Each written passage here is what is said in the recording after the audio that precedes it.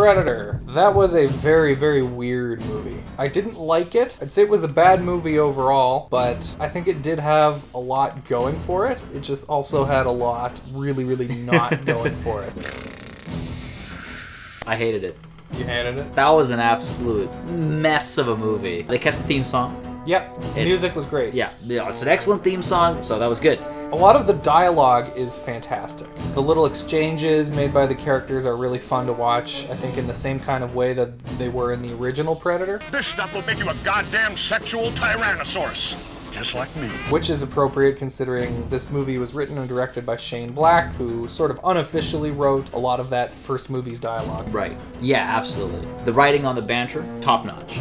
Really well done. It's cheesy, but it's fun. Yeah, it fits. I liked most of the characters. I liked the main guy. Boyd Holbrook, I believe his name is. He's fantastic, and even in this, he did really well. The main group, I guess their performance was all okay. They all felt distinct. They were all fairly likable, I thought. Yeah. Most of the cast. Keegan-Michael was really good. Even the bad guy has kind of got this really weird, quirky personality. Not the Predator, the human bad guy. The human bad guy, yeah. It's not a predator, that's a sports hunter. Well, we took a vote. Predator's cooler, right? Fuck yeah. The best scenes in this movie are the ones where the characters are just talking. Which is a sad but true statement. Shane Black, he's a really good writer. That's what he excels at. Right. But the rest of the movie just didn't gel. It didn't gel together. I could not stand Olivia Munn. She was really atrocious. I know you didn't like her. Yeah. I thought she was okay. She had like one facial expression through the whole thing.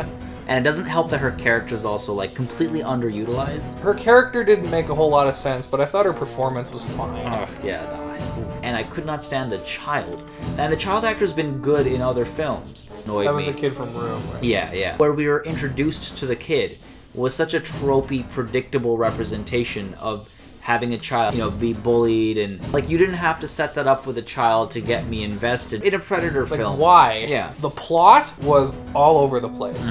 The movie's constantly shoving in more hastily explained plot points. There's so many threads going on. There's like 4 parties at play. There's the good human guys, then there are the bad human guys, then there's the good Predator, and then there's the bad Predator. Because like a big chunk of the movie, we actually watch people fighting people, like a commentary on how we need to stop hunting each other. The Predator hunting a Predator, people hunting people. I just feel like if there is a message, then it's somewhere in there, lost amidst the atrocious editing. Characters teleported from location A to location B, and because of the editing, it just felt like, well, it doesn't really matter. The plot or the storyline, the arc doesn't really matter. Let's just get to the finish line. You know, so that was kind of unfortunate. And the action was also really poorly edited. Quick cuts and explosions, and it was also dark as well. There were several moments when I thought the movie was about to end, and then it just kept going. It's like, oh, now we're doing another thing. Right. Now we're doing another thing. And it got really weird in parts. Yeah. Really weird side plot with one of the dogs that the Predator has, and it's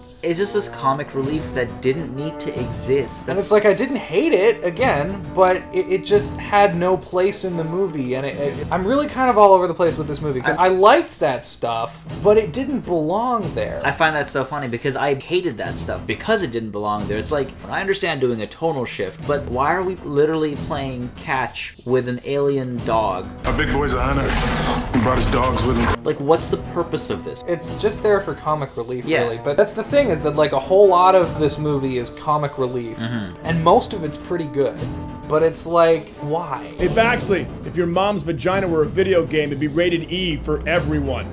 There was no tension. I never felt tense at all. One of my favorite scenes in all the Predator films is in Predator 2, where Buddy gets hurt, and he's in that washroom, and he unpacks his gear and heals himself. He makes like a poultice, and he's yelling and he's in pain. That's so cool. Whereas here, we're getting like automated weapon systems, and what a lame evolution of a very cool alien species otherwise. If you like the Predator movies, don't bother. If you like good action movies, don't bother. I don't know if I'd go that far. I didn't hate it, but I really don't think I can recommend this movie either.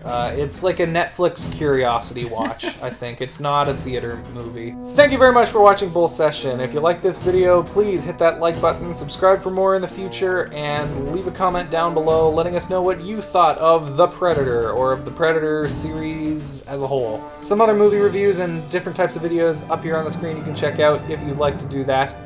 Thanks very much once again for watching, and take care.